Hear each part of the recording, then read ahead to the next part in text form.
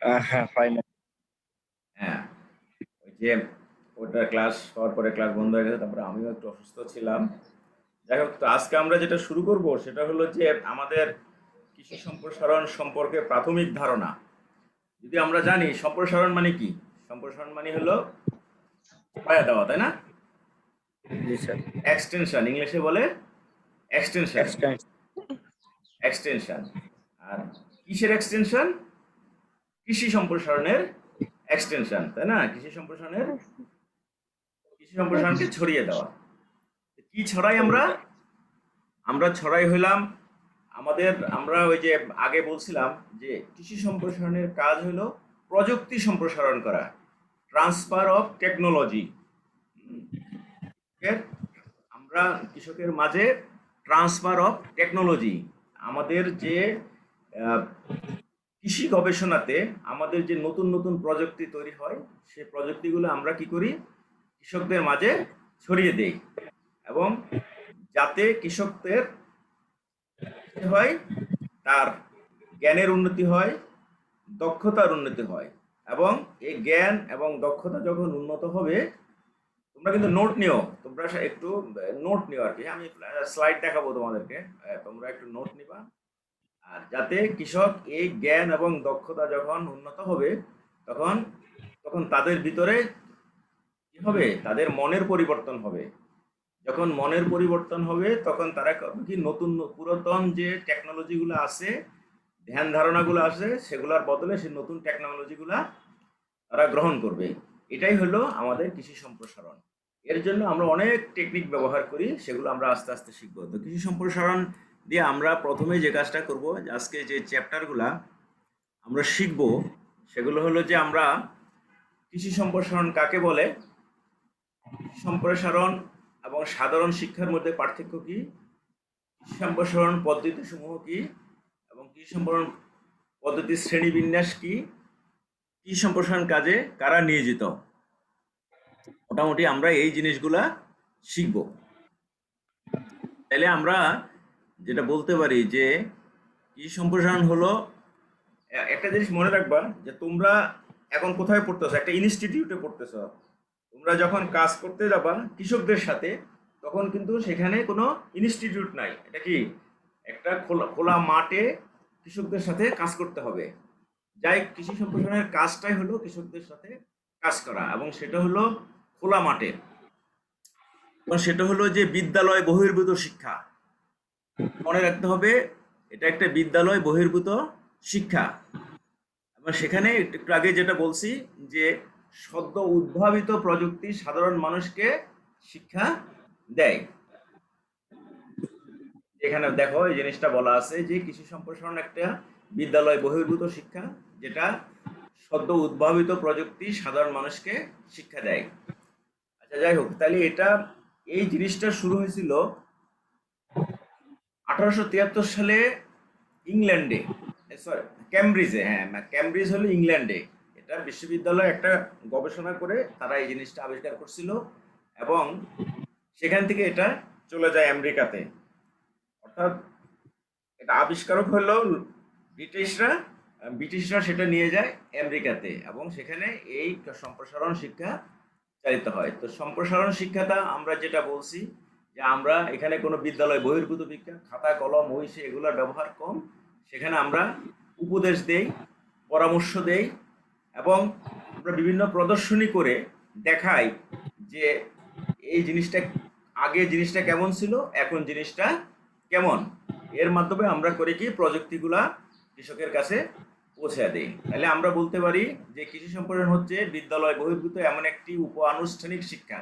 এটা মনে রাখবা, এটা আনুষ্ঠানিক শিক্ষা না, এটা হলো উপ আনুষ্ঠানিক শিক্ষা, যা কৃষির সাথে সরাসরি সম্পৃক্ত সকলকে তাদের নিজস্ব সম্পদসমূহ যথাযথ ব্যবহারের মাধ্যমে সার্বিক কৃষি উন্নয়নের জন্য প্রয়োজনীয় জ্ঞান, দক্ষতা ও দৃষ্টিভঙ্গির পরিবর্তনে সহায়তা করে। আগে একটা কথা বলছি আমি, সম্প্রসারণের কাজ হলো জ্ঞানের পরিবর্তন করা, দক্ষতার পরিবর্তন করা, এবং জ্ঞান এবং দক্ষতা যখন পরিবর্তন হবে, তখন তাদের দৃষ্টিভঙ্গির পরিবর্তন হবে।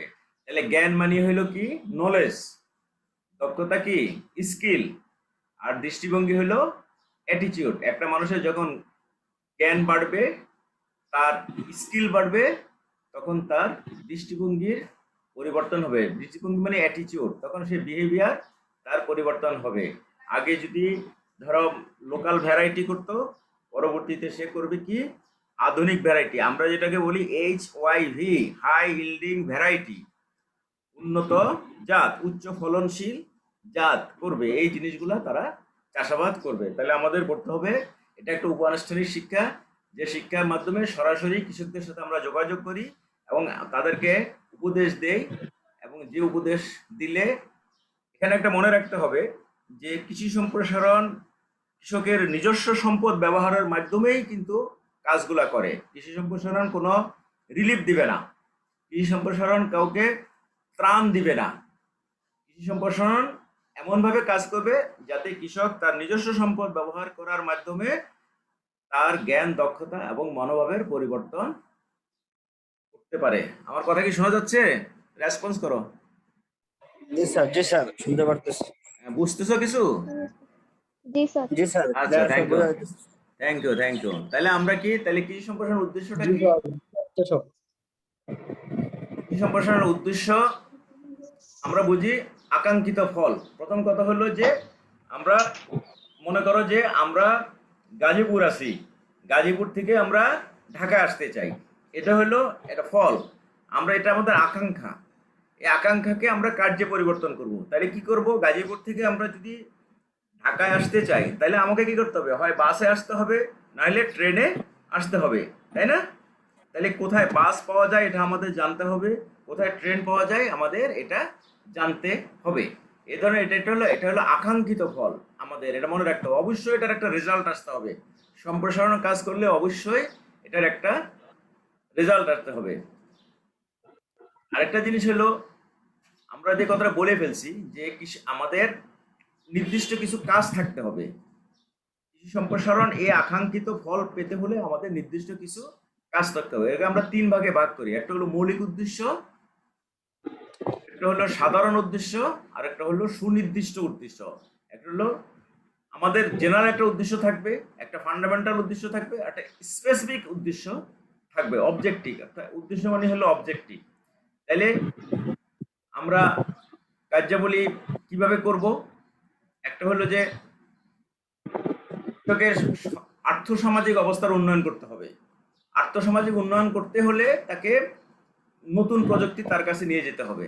তারপরে হলো যে কৃষকের যে সম্পদটা আছে, অর্থাৎ লোকালি অ্যাভেলেবল যে সম্পদ, আমার সম্পদ গাজীপুরে যেটা পাওয়া যায় সেটার উপর ভিত্তি করে আমাকে কৃষি সম্প্রসারণ কাজ করতে হবে। ওই ময়মনসিংহে পাওয়া যায় সেটা দিয়ে কিন্তু আমাকে কৃষি সম্প্রসারণ করা যাবে না। সম্প্রসারণের যে আমি যদি করতে চাই, তাহলে লোকালি যে অ্যাসেটগুলো আছে, রিসোর্সগুলো আছে, সেগুলো দিয়ে আমাদের কৃষি সম্প্রসারণ করতে হবে। এবং সবচেয়ে মনে মনে রাখতে হবে যে আমি যদি বোকাশোকা কৃষক নেই তাইলে হবে না। সমাজে যে নেতৃত্ব দেয় তাকেই কিন্তু আমাকে প্রথমে চয়েস করতে হবে। কারণ হলো, আমরা কি জানি, আমরা কেন নেতৃত্ব তৈরি করি? নেতৃত্ব থেকে নেতার কাজ হলো দিক নির্দেশনা দেওয়া, এবং যে নেতা শিক্ষিত এবং দিক নির্দেশনা দিতে পারবে, তার মাধ্যমে আমরা কৃষি সম্প্রসারণ কাজ করতে পারবো। কৃষক পরিবারের সকল সদস্যের জন্য শিক্ষার সুযোগ সৃষ্টি করা। এখানে মনে রাখতে হবে যে একজনকে শিখালাম আর সবাই অন্ধকারে থেকে গেল, তাইলে কিন্তু মাইকগুলো রাখো, সাইলেন্ট রাখো। হ্যালো, মাইকগুলো তোমরা রাখো, তোমাদের অডিওটা বন্ধ রাখো। কৃষক পরিবারের সকল সদস্যদেরকে শিক্ষার সুযোগ সৃষ্টি করা, এটা মনে রাখতে হবে যে আমাদের কৃষি সম্প্রসারণ হইতে হবে কৃষি সম্প্রসারণ for all, not for specific person. যে আমি রামের সাথে করব, শ্যামের সাথে করব, যদুর সাথে করব না, তা কিন্তু নাই। আমি রাম, শ্যাম, যদু, মধু যা আছে সবার সাথে আমাকে কৃষি সম্প্রসারণ করতে হবে। এবং আমাদেরকে কাজ করতে হবে যে, ধরো কৃষি সম্প্রসারণ, আমাদের কৃষি সম্প্রসারণ অধিদপ্তর শুধু করে, আর যারা যারা করে তাদের সবার সাথেই কিন্তু আমাদের সংযোগ রাখতে হবে। মনে করো যে কৃষি সম্প্রসারণ কাজ কারা কারা করে একটা এলাকাতে, সবার সাথে যোগাযোগ করতে হবে, তাদের লিস্ট তৈরি করতে হবে, করে সবার সাথে আমাদের কৃষি সম্প্রসারণ কাজ করতে হবে। এবং এই সম্প্রসারণ কাজ করার জন্য আমাদের বিভিন্ন জায়গা থেকে আমাদের তথ্য সংগ্রহ করতে হবে। আমাদের এটা মনে রাখতে হবে, ইনফরমেশন ইজ পাওয়ার। হ্যাঁ, আধুনিক যুগে যার কাছে তথ্য আছে সেই হলো সবচেয়ে বেশি শক্তিশালী। এই কারণে কি করে যে গবেষণা করে বিভিন্ন তথ্য সংগ্রহ করে, এবং এই তথ্য যার কাছে আছে সে হলো সবচেয়ে শক্তিশালী। এই কারণে আমাদের বিভিন্ন ধরনের তথ্য সংগ্রহ করতে হবে। আচ্ছা, তারপরে মনে রাখতে হবে কিছু দার্শনিক তত্ত্ব আছে কৃষি সম্প্রসারণের। এটা মনে রাখতে হবে যে কৃষি সম্প্রসারণের কিছু দার্শনিক তত্ত্ব আছে। এই তত্ত্বগুলো কি? একটা হলো কৃষি সম্প্রসারণ বিশেষজ্ঞ নিম্নলিখিত বিষয়টি নিয়ে, মানে এটা মনে রাখো যে তোমরা এমনভাবে জনগণকে সাহায্য করতে হবে, জনগণ যাতে নিজেরাই নিজেদেরকে সাহায্য করতে পারে। আমি কি প্রতিদিন জনগণের কাছে যাব? অবশ্যই না। একদিন যাব, এমনভাবে যাব যাতে আর দ্বিতীয় দিন যাওয়া না লাগে। যেমন এটা উদাহরণ দিয়ে আমরা এভাবে বলি যে একজন মানুষ, তাকে যদি আমরা কিভাবে মাছ ধরতে হয় এটা শিখিয়ে দেই, হ্যাঁ, তাহলে কি হলে চাইলে সে তার নিজের মাছ নিজেই ধরে খেতে পারবে, বাজার থেকে তার মাছ কিনতে হবে না। তাকে যদি মাছ চাষ শিখিয়ে দেওয়া হয় তাহলে সে নিজেই মাছ চাষ করতে পারবে। কিভাবে লাইনে ধান রোপণ করতে হয় এটা যদি শিখিয়ে দেয় তাহলে সে লাইনে ধান রোপণ করবে। তারপরে হলো সার কিভাবে প্রয়োগ করতে হয় এটা যদি আমরা শিখিয়ে দেই তাহলে সে সেভাবে সার প্রয়োগ করবে। এটাকে যদি আমরা ইংলিশে বলি, helping people help themselves. Helping people help themselves. নিজে এমনভাবে জনগণকে সাহায্য করো যাতে জনগণ নিজেরাই নিজেদেরকে সাহায্য করতে পারে। আর এটা তো আগে বলছি যে কৃষি সম্প্রসারণ এমন একটি প্রক্রিয়া যেখানে মানুষের জ্ঞান, দক্ষতা ও মনোভাবের কাঙ্ক্ষিত পরিবর্তন আনয়ন করা হয়। আর এখানে সেটাও বলছি যে সবার সাথে কাজ করতে হবে, চাহিদা অনুযায়ী সবার সাথে কাজ করতে হবে।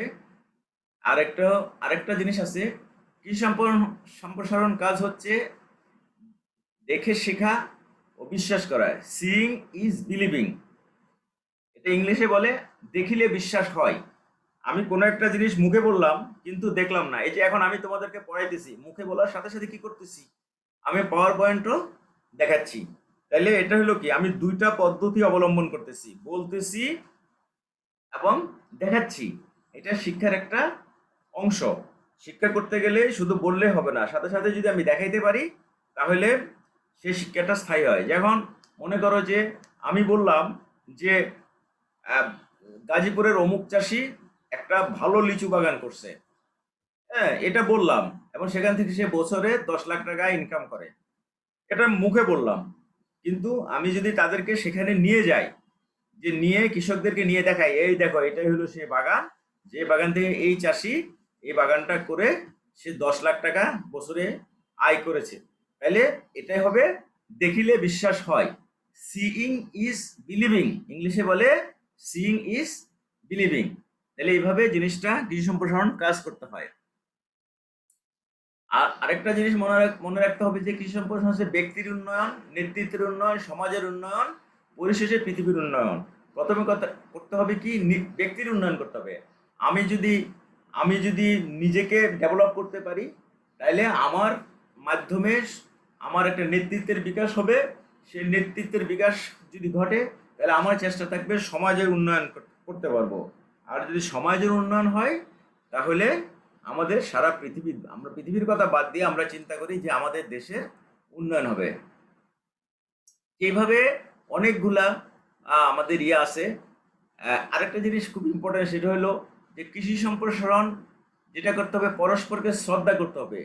এটা মনে রাখতে হবে যে আমি কৃষি সম্প্রসারণ কাজ করি, এটার অর্থ আমি যদি এটা মনে করি মুই কি হনুরে, তাইলে কিন্তু হবে না। আমাকে মনে রাখতে হবে আমি যার সাথে কাজ করতেছি সে আমার চেয়েও ভালো জানে, এবং তার যে জানাটা, সেই জানাটাকে বিশ্বাস করতে হবে। এটা অবশ্যই ঠিক যে যে মাঠে কাজ করে সে প্র্যাকটিক্যাল বিষয়গুলো আমার চেয়ে অনেক বেশি ভালো জানে। এই বিশ্বাসটা যদি কাজ করি তাহলে দেখা যাবে যে তার সাথে আমার একটা আন্তরিক সম্পর্ক তৈরি হবে, তখন আমার জন্য কৃষি সম্প্রসারণ কাজটা সহজ হবে। আরেকটা মনে রাখতে হবে কৃষি সম্প্রসারণ একটা দ্বিমুখী প্রক্রিয়া। দ্বিমুখী প্রক্রিয়াটা কি এটা একটু পরে বলবো। এই যে একটু পরে দেখা যাচ্ছে, আমরা পরের স্লাইডে এগুলা পাবো। আর এটা হলো যে কৃষি সম্প্রসারণ একদিন গেলাম আর মাসে 2 মাসে কোনো খবর নাই, এই ধরনের কিন্তু না। একটা নির্দিষ্ট সময়ের পর পরে কৃষকের সাথে যোগাযোগ মেনটেন করতে হবে, এবং এই যোগাযোগ মেনটেন করলে কৃষক আমাদের সে কারণে দেখবা যে তোমরা পাবা একটু পর আমরা যখন প্রগ্রেস করব তখন আমাদের একটা ভিজিট শিডিউল থাকে। ভিজিট শিডিউল অনুযায়ী আমরা কার সাথে কি করব, 15 দিনের একটা ভিজিট শিডিউল থাকে। এটাকে আমরা বলতেছি একটা অবিরাম প্রক্রিয়া। কৃষি সম্প্রসারণ একটি গণতান্ত্রিক প্রক্রিয়া, মনে রাখতে হবে এখানে অধিকার কিন্তু সবারই সমান। এখন কৃষি সম্প্রসারণ ও সাধারণ শিক্ষার মধ্যে কি পার্থক্য, এটা একটু আগে জানি। আমরা বলছিলাম কি কৃষি সম্প্রসারণ একটি উপ আনুষ্ঠানিক শিক্ষা, অর্থাৎ এটা একটা বিদ্যালয় বহির্ভূত শিক্ষা। হ্যাঁ, আরেক এটা বলছিলাম একটা বিদ্যালয় বহির্ভূত শিক্ষা। আর সাধারণ শিক্ষা এখানে কোনো সিলেবাস নাই। আমাদের যেমন তুমি কৃষি ডিপ্লোমা করতে আসছো, এখানে কিন্তু একটা সিলেবাস আছে, একটা স্তর আছে, প্রথম সেমিস্টার, দ্বিতীয় সেমিস্টার, তৃতীয় সেমিস্টার, এভাবে তোমাকে 8টা সেমিস্টার পার করতে হচ্ছে, তারপরে তুমি একটা কৃষি ডিপ্লোমা পাচ্ছ। কিন্তু কৃষি সম্প্রসারণের বেলায় এ ধরনের কোনো স্তর নাই, কোনো বয়স নাই, যে কেউ আসতে পারে। একজন 10 বছর থেকে আরম্ভ করে 100 বছর পর্যন্ত, মানে যার ক্যাপাসিটি আছে শিক্ষা গ্রহণ করার, সে কিন্তু সেখানে আসতে পারে। এবং এটার জন্য নির্দিষ্ট কোনো জায়গা নাই। তোমার কৃষি ডিপ্লোমা শিক্ষার জন্য যেমন একটা ইউনিভার্সিটি বা একটা কলেজ বা একটা ইনস্টিটিউট দরকার, কিন্তু কৃষি সম্প্রসারণ শিক্ষার জন্য কোনো এই ধরনের কোনো কিছুই শিক্ষা নাই। আরেকটা বলে এটার মূল উদ্দেশ্যই হলো যে আমার যারা কৃষক যারা গ্রামে বাস করে তাদের জীবনযাত্রার মান উন্নয়ন করা। একটু আগে বলছিলাম যে কৃষি সম্প্রসারণ একটি দ্বিমুখী প্রক্রিয়া। এটা কিভাবে হলো, যেমন এটা মনে রাখতে হবে এভাবে যে আমাদের ইনফরমেশনের উৎস কোথায়, গবেষণাগার এবং কৃষক, এই দুইটা হলো আমাদের তথ্যের উৎস। কৃষকের কিছু সমস্যা হয়, সেই সমস্যাগুলা তারা সমাধান করতে চেষ্টা করে। এই জিনিসটা ভালোভাবে বুঝো, এটা কিন্তু পরীক্ষায় আসে। কৃষি সম্প্রসারণ একটি দ্বিমুখী প্রক্রিয়া, এটা ব্যাখ্যা করো। এটা কিভাবে ব্যাখ্যা করব, যে এটা হলো যে আমাদের তথ্যের উৎস হলো দুটা জায়গা, একটা হলো কৃষক এবং একটা হলো গবেষণাগার। কৃষক করে কি কিছু সমস্যার সম্মুখীন হয়, সেই সমস্যাগুলা তারা সমাধান করতে পারে না, তখন করে কি কৃষি সম্প্রসারণ করে কি সেই সমস্যাগুলা চিহ্নিত করার পরে সেই সমস্যাগুলা গবেষণাগারে প্রেরণ করে। তাইলে গবেষণাগারে প্রেরণ করলে দেখা গেল যে ওই সমস্যাগুলা নিয়ে সেখানে গবেষণা করা হয়, এবং গবেষণা করার পরে সেগুলোর একটা সমাধান তৈরি হয়। এই সমাধানগুলা যখন তৈরি হয়ে যায় তখন সেগুলো আবার কোথায় আসে, কৃষি সম্প্রসারণের কাছে আসে, এবং কৃষি সম্প্রসারণের মাধ্যমে সেগুলো কৃষকের কাছে যায়। তাহলে কৃষক থেকে গবেষণাগার, গবেষণাগার থেকে কৃষক, তাহলে হলো কয়টা, দুইটা। একবার গেল এবং আরেকবার আসলো। এই যে গেল এবং আসলো, এটাই হলো একটা দ্বিমুখী প্রক্রিয়া। এই যেখানে একটা দেখো, গবেষণা এবং কৃষক, আমি যেটা আগে বলছি যে গবেষণা কৃষক আমাদের তথ্যের উৎস হলো দুটা। কৃষকের থেকে সমস্যাটা নিচের দিকে খেয়াল করো, এই যে এখান থেকে কৃষক থেকে সমস্যাটা প্রজেক্ট সমস্যা আসে সম্প্রসারণের কাছে, সম্প্রসারণ সেটা পাঠায়, হ্যাঁ, গবেষণা, এই যে এখানে দেখো এখানে গবেষণাগার পাঠায়। অনেক সময় দেখা যায় যে কৃষকের থেকে সরাসরি গবেষণাগারে কিন্তু সম্পর্কটা আসে। এবার এখানে গবেষণা হয়, গবেষণা করে একটা প্রযুক্তি তৈরি হয়, প্রযুক্তি তৈরি হলে সেই প্রযুক্তিটা সম্প্রসারণের মাধ্যমে আবার কৃষকের কাছে আসে। তাহলে এটা একটা কি, এটা একটা অবিরাম প্রক্রিয়া। একটু আগে বলছিলাম না আমি, কৃষি সম্প্রসারণ একটা অবিরাম প্রক্রিয়া। এই দেখো এখানে চলতে আছে। এটা কি এই সাইকেল কি শেষ হবে কখনো? কখনো শেষ হবে না। এটা চলতে আছে, এই চলতে আছে, এই চলতেছে, এই চলতেছে। এই কারণে কৃষি সম্প্রসারণকে বলা হয়েছে এটা একটা দ্বিমুখী প্রক্রিয়া। পরীক্ষায় যদি এটা আসে এই চিত্রটা সহ কিন্তু দিতে হবে, না হলে কিন্তু হবে না। কিভাবে এটা ব্যাখ্যা করা যায় আর কি। তাহলে আরেকটা জিনিস কি, একটা গণমুখী শিক্ষা। এটা তো একটু আগে আমি বলছি যে সকল শ্রেণীর কৃষি সম্প্রসারণ করতে গেলে ও হিন্দু, ও মুসলমান, ও আওয়ামী লীগ করে, ও বিএনপি করে, হ্যাঁ, ও শিক্ষিত, ও অশিক্ষিত, এই ধরনের চিন্তা করা যাবে না। ও ও বয়স্ক, ও ও যুবক, এটা শিক্ষা করা যাবে, ও মহিলা, ও পুরুষ, এটা চিন্তা করা যাবে না। এটা একটা গণমুখী শিক্ষা, এটা সবার জন্যই, এটা কোনো স্পেসিফিক গোষ্ঠীর জন্যই না। তাহলে আমরা এভাবে বলতে পারি সম্প্রসারণ ব্যক্তির কাঙ্ক্ষিত কৃষি সম্প্রসারণ সাধারণ শিক্ষার মধ্যে কি করে সম্প্রসারণ ব্যক্তির কাঙ্ক্ষিত আচরণের পরিবর্তন আনয়নের প্রক্রিয়া। তারপরে বলতে পারি কৃষি সম্প্রসারণ হচ্ছে শেখা ও দেখে বিশ্বাস করে, একটু আগে বলছি, জনগণের চাহিদা নির্ণয় করতে শেখানো ও চাহিদা পূরণের উপায় শেখানো। তারপরে নেতৃত্বের উন্নয়ন করা। আচ্ছা, আর সাধারণ শিক্ষা কি? সাধারণ শিক্ষা হলো আনুষ্ঠানিক শিক্ষা, আনুষ্ঠানিক শিক্ষা এবং অনানুষ্ঠানিক শিক্ষা। আনুষ্ঠানিক শিক্ষা কি সেটা তো আমরা জানি, তোমরা যে শিক্ষাটা করতেছো এটা হলো একটা আনুষ্ঠানিক শিক্ষা। হুম, এটা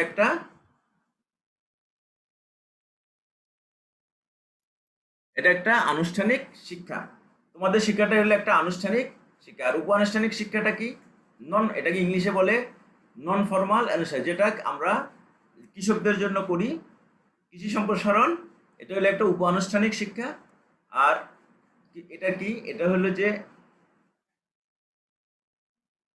শিক্ষাক্রম নির্দিষ্ট নয়, হ্যাঁ, সার্টিফিকেট থাকবে না। হ্যাঁ, এটা হলো স্থানীয় সুযোগ সুবিধা ভিত্তিক। কৃষি সম্প্রসারণের আগেই বলছিলাম যে স্থানীয় যে রিসোর্স আছে, যে সম্পদ আছে, তার ভিত্তিতে হয়। আরেকটা জিনিস মনে রাখতে হবে যে আমি কৃষকের উপর কোনো কিছু চাপিয়ে দিতে পারবো না। কৃষকের যে চাহিদার ভিত্তিতেই কিন্তু আমাকে উপ-আনুষ্ঠানিক শিক্ষাটা দিতে হবে। এবং এখানে আরেকটা জিনিস মনে রাখতে হবে, কৃষককে কিন্তু শিখাইতে হবে। সেখানে আমি এখন যেমন বইতে শিখাইতেছি এটা না, কিন্তু সেখানে তাত্ত্বিক না, সেখানে হলো ব্যবহারিক শিক্ষাটাকে প্রাধান্য দিতে হবে। কিভাবে সার প্রয়োগ করতে হবে, কি ধান লাগাইতে হবে, কতটুক সার দিতে হবে, কি পরিমাণ বীজ লাগবে, মেপে কতটুক বীজ দিয়ে কতটুক জমি রোপণ করা যাবে, এই টোটাল বিষয়গুলাই আমাদের কিন্তু ওখানে ব্যবহারিকভাবে শেখানো হবে। এটাই হলো আমাদের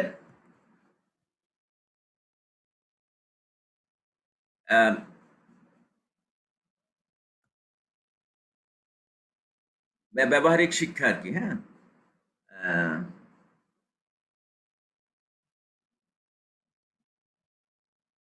যাই হোক, এই হলো আমাদের আনুষ্ঠানিক শিক্ষাটা কি? আনুষ্ঠানিক শিক্ষা হলো যে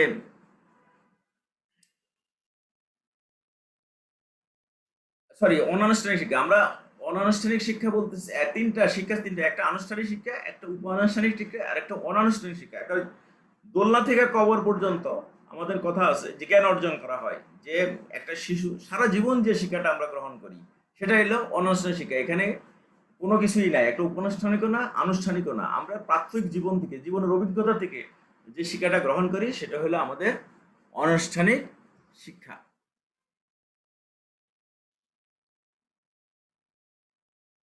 আচ্ছা, যাই হোক, তারপরে হলো আমাদের যাচ্ছে না কেন? আচ্ছা, যাই হোক, তারপরে হলো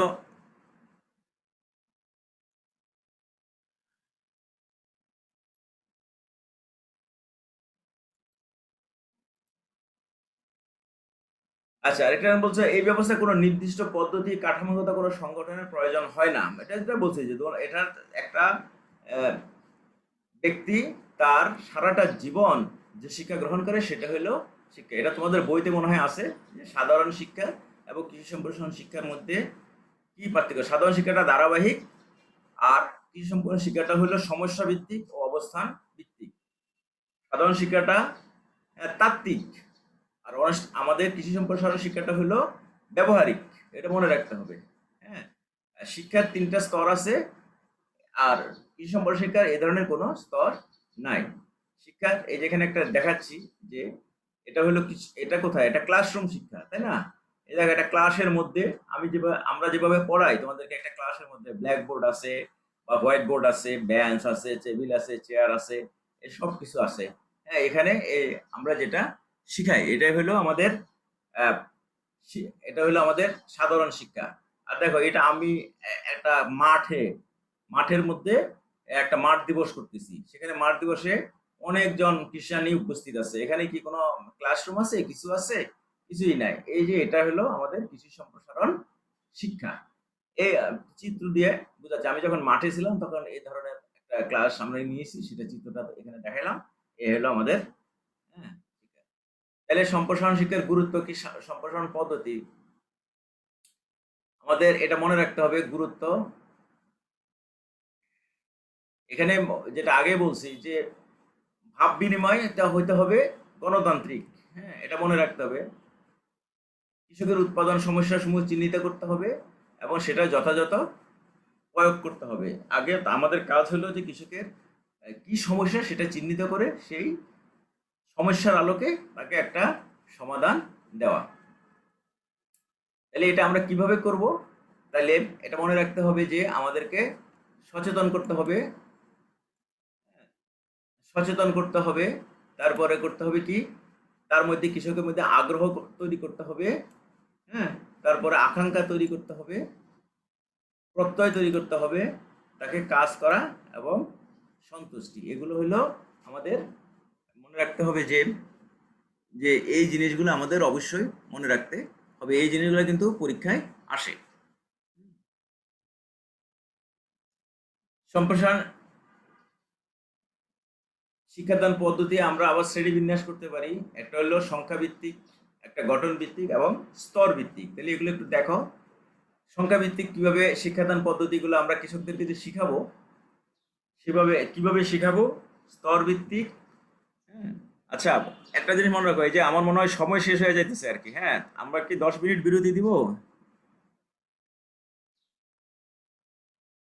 শুনতেছো তোমরা? জি স্যার। 10 10 মিনিট বা 5 মিনিট বিরতি দিয়ে আবার শুরু করি, কারণ আবার সময় শেষ হয়ে যাইতেছে আর কি, হ্যাঁ। ঠিক জি আছে, স্যার। ঠিক আছে। তাহলে তোমরা আচ্ছা স্যার। কততে শুরু করবা? 50-এ? জি স্যার, 10টা 50 জি স্যার, হ্যাঁ, দিকে। 50-এ শুরু করলেই হবে। আচ্ছা ঠিক আছে, thank you, thank you, thank you. জি স্যার।